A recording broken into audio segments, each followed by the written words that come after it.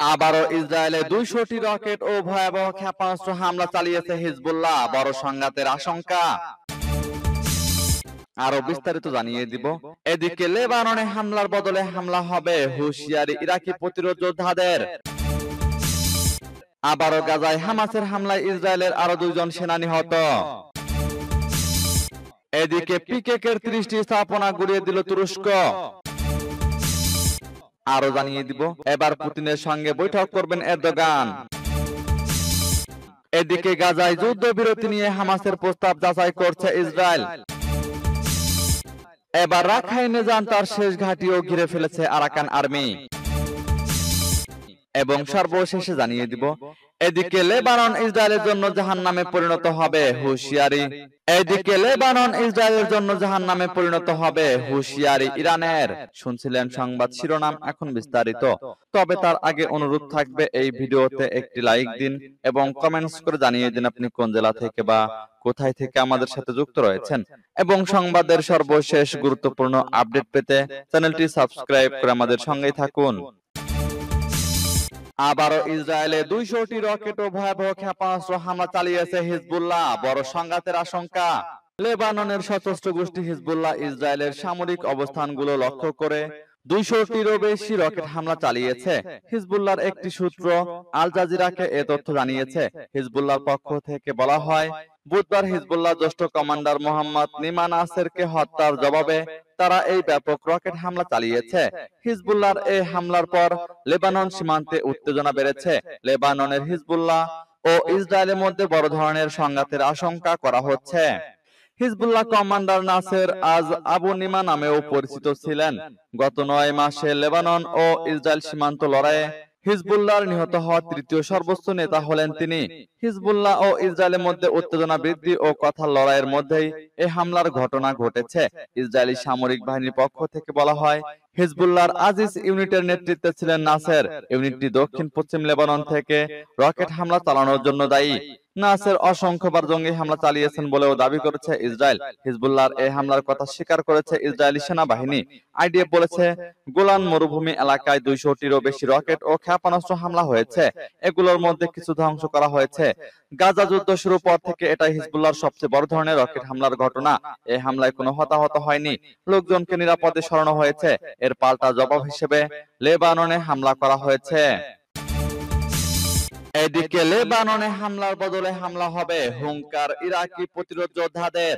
Israel লেবাননে আগ্রাসন চালালে হামলার বদলে হামলা হবে বলে ঘোষণা দিয়েছে ইরাকের সশস্ত্র গোষ্ঠীদের জোট পপুলার মোবিলাইজেশন ইউনিট বা পিএমইউ।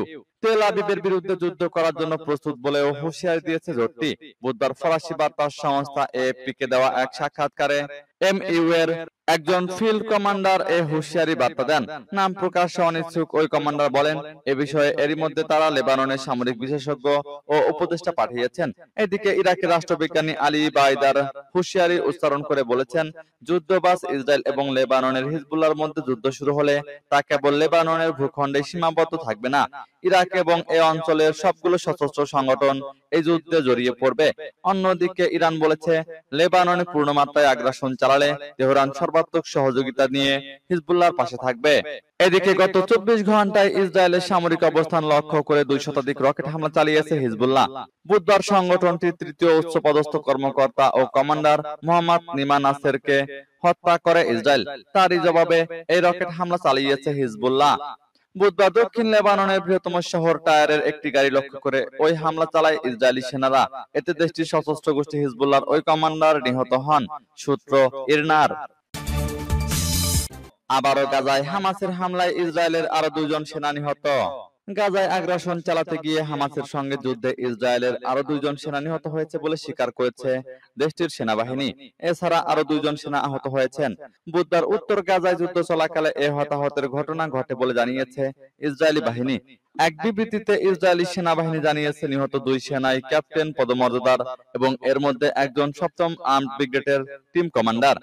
বিবৃতিতে বলা হয়, কিরিয়াত শমনার 75তম ব্যাটালিয়ন এবং 7তম সার গোলানি ব্রিগেডের টিম কমান্ডার 21 বছর বয়সী ক্যাপ্টেন ইলিশা লুগাসি উত্তর গাজা উপত্যকায় যুদ্ধের সময় নিহত হয়েছেন।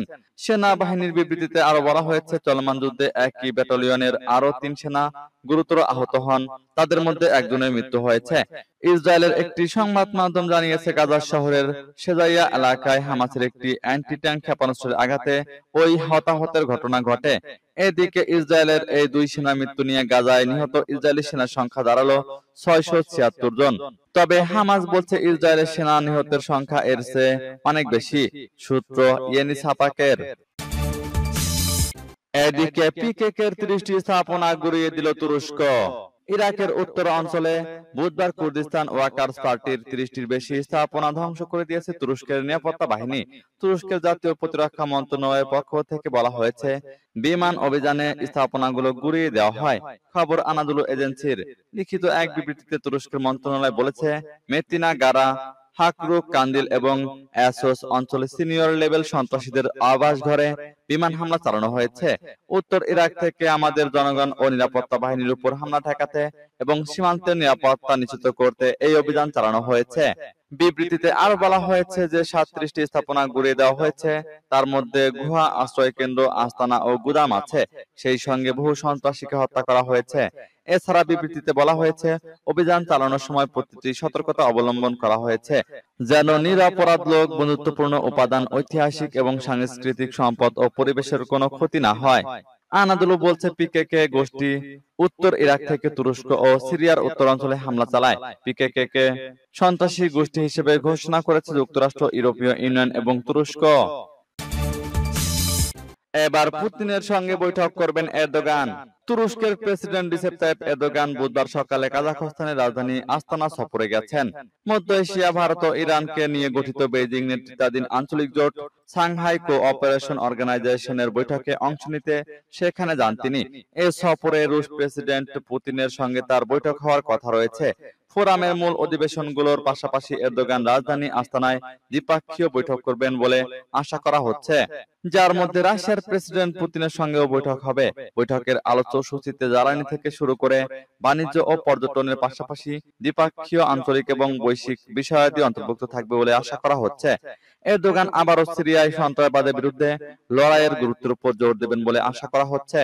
ক্রেমলিনের মুখপাত্র দিমিত্রি পেসকভ বলেন, নেতারা ইউক্রেন যুদ্ধ নিয়েও কথা বলবেন। ন্যাটো সদস্য তুরস্ক, রাশিয়া ও ইউক্রেনের মধ্যে সম্ভাব্য মধ্যস্থতাকারী হিসেবে নিজেদের অবস্থান তৈরি করছে। এরদোগান দ্বিপাক্ষীয় ও শীর্ষ বৈঠকের সময় গাজার বর্তমান পরিস্থিতি নিয়েও আলোচনা করবেন বলে আশা করা হচ্ছে। সম্মেলনে জ্বালানি, পরিবহন, লজিস্টিক, আঞ্চলিক নিরাপত্তা ও অবকাঠামো নিয়ে উদ্বেগ প্রকাশ করা হবে। নেতাদের প্রাথমিক ফোকাস হবে অর্থনীতি এবং আন্তর্জাতিক বাণিজ্যের দিকে। এদিকে গাজায় যুদ্ধবিরতি নিয়ে হামাসের প্রস্তাব যাচাই করছে ইসরায়েল। প্রায় 9 মাস ধরে চলমান গাজা উপত্যকার রক্তক্ষয়ী সংঘর্ষ বন্ধে হামাস নতুন একটি প্রস্তাবনা দিয়েছে। ইসরায়েল বর্তমানে এই প্রস্তাবনা মূল্যায়ন করছে। কাতারের মধ্যস্থতায় ফিলিস্তিনি স্বাধীনতাকামী সংগঠনটি এই প্রস্তাবটি তুলে ধরে। ইসরায়েলি কর্মকর্তারা জানিয়েছেন, গাজায় আটক ইসরায়েলি নাগরিকদের মুক্তির প্রস্তাব নিয়ে হামাসের মন্তব্যসমূহ যাচাই করা হচ্ছে এবং শিগগিরই এ বিষয়ে একটি সিদ্ধান্ত জানানো হবে। গাজার মানবিক পরিস্থিতি ক্রমেই সংকটজনক হয়ে উঠছে। বেসামরিক প্রাণহানির সংখ্যা বেড়ে যাওয়ায় আন্তর্জাতিক সম্প্রদায় উভয় পক্ষের উপর যুদ্ধবিরতির জন্য চাপ সৃষ্টি করছে। সম্প্রতি যুক্তরাষ্ট্রের প্রেসিডেন্ট জো বাইডেন গাজায় শান্তি প্রতিষ্ঠার জন্য একটি ত্রিস্তরীয় পরিকল্পনা উপস্থাপন করেছেন।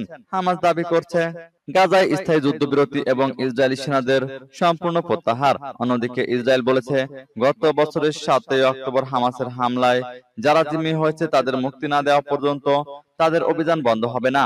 ইসরায়েলের প্রধানমন্ত্রী বেনিয়ামিন নেতানিয়াহু বারবার বলেছেন, হামাসকে সম্পূর্ণভাবে নির্মূল না করা পর্যন্ত গাজায় তাদের অভিযান অব্যাহত থাকবে।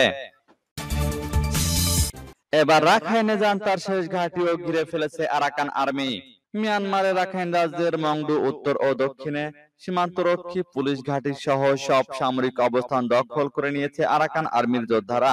এবার শহরে যান তার শেষ ঘাঁটিও ঘিরে ফেলার দাবি করেছে গোষ্ঠীটি। বৃহস্পতিবার সংবাদ মাধ্যম দা ইরাবতীর এক প্রতিবেদনে এ খবর জানানো হয়েছে।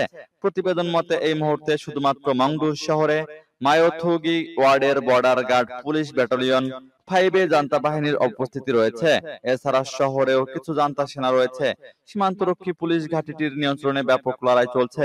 সূত্রটি জানিয়েছে, Arakan Army border guard police battalion 5 অবরোধ করে রেখেছে।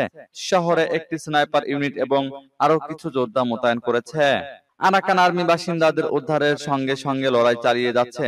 অন্যদিকে বর্ডার গার্ড পুলিশ ব্যাটালিয়ন 5 আর্টিলারির সহায়তা নিয়ে ক্রমাগত বোমা হামলা চালিয়ে যাচ্ছে জান্তা সেনারা। আরাকান আর্মি রাখাইনের থান্ড ওয়েস শহর দখলে নিতে যাচ্ছে। তাদের হাতে শুধুমাত্র একটি পদাতিক ব্যাটালিয়নের পতন বাকি আছে। গত বছরের নভেম্বরে আক্রমণ শুরু করার পর থেকে রাখাইন রাজ্যের অর্ধেকেরও বেশি নিয়ন্ত্রণ নিয়েছে আরাকান আর্মি। এদিকে লেবানন ইসরায়েলের জন্য জাহান্নামে পরিণত হবে, হুঙ্কার ইরানের। ইরানের ভারপ্রাপ্ত পররাষ্ট্রমন্ত্রী আলী বাকেরি কানি বলেছেন, ইসরায়েল যদি লেবাননে আগ্রাসন শুরু করে তাহলে যুদ্ধক্ষেত্রে ইসরায়েলিদের জন্য জাহান্নামে পরিণত হবে। সেখান থেকে তারা বের হতে পারবে না। বুধবার ইরানের মন্ত্রিসভার সাপ্তাহিক বৈঠকের অবকাশে সাংবাদিকদের আলী বাকেরি কানি এসব কথা বলেন।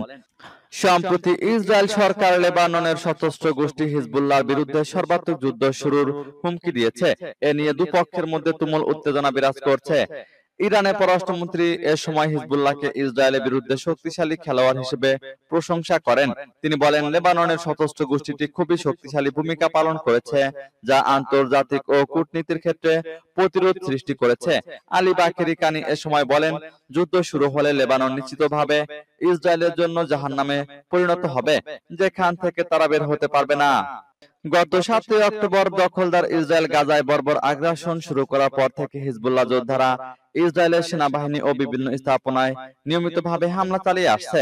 হিজবুল্লাহ বলছে, গাজায় আগ্রাসন বন্ধ করলেই কেবল ইসরায়েলের বিরুদ্ধে তাদের হামলা বন্ধ হবে। সূত্র তাসনিম নিউজের।